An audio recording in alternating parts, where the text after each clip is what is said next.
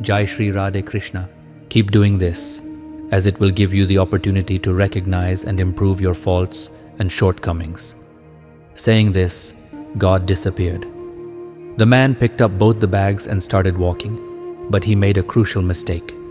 Instead of keeping his own bag of faults in front of him to reflect upon, he placed it on his back, tightly sealed, never to be seen or examined.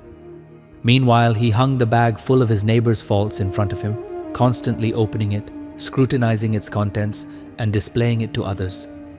As a result, the blessings he had asked for turned into a curse. Instead of progressing in life, he began to decline, encountering even greater challenges than before. His habit of exposing others' flaws led people to perceive him negatively. Had he focused on his own shortcomings and worked to correct them, he would have achieved growth and success. But instead of introspection, he chose judgment. This story teaches us a valuable lesson. If a person spends less time finding faults in others and instead works on improving themselves, they will always progress and never feel defeated. Yet, in today's world, many people do the exact opposite. They wake up in the morning, offer prayers, and then in the evening, engage in actions that contradict their own beliefs, harming others, indulging in negativity, or engaging in immoral behavior. Then, they turn to God again and ask, "Why am I suffering?" One must first identify their own mistakes and work towards correcting them. There is an old saying, "God helps those who help themselves." This holds true. By taking small steps and changing one's mindset, sorrows can be overcome. Just as one climbs great mountains step by step, a person can gradually ascend to the peak of happiness through self-improvement and positive thinking. The true meaning of happiness. What is the greatest happiness in life? Shri Krishna teaches us that true happiness lies within. The one who is content is truly happy. However, most people are dissatisfied, constantly seeking fulfillment of worldly desires or solutions to their problems. Their prayers are often transactional, asking for something in return rather than surrendering to devotion. True devotion is not about asking for material gains. It is about connecting with God with a pure heart.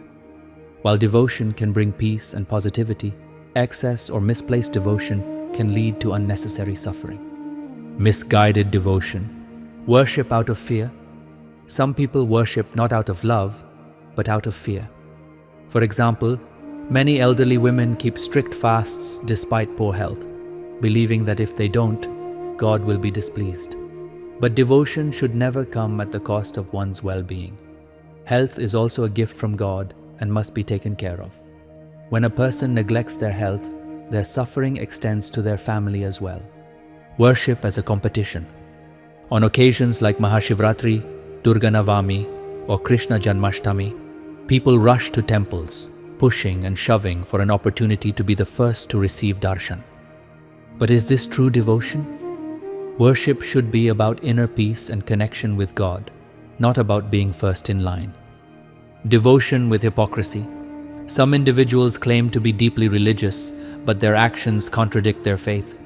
They pray and perform rituals but continue to engage in dishonesty, gossip, and unethical behavior. If devotion does not reflect in one's character, is it truly meaningful? Superficial devotion. Many people worship only to maintain an image of being religious.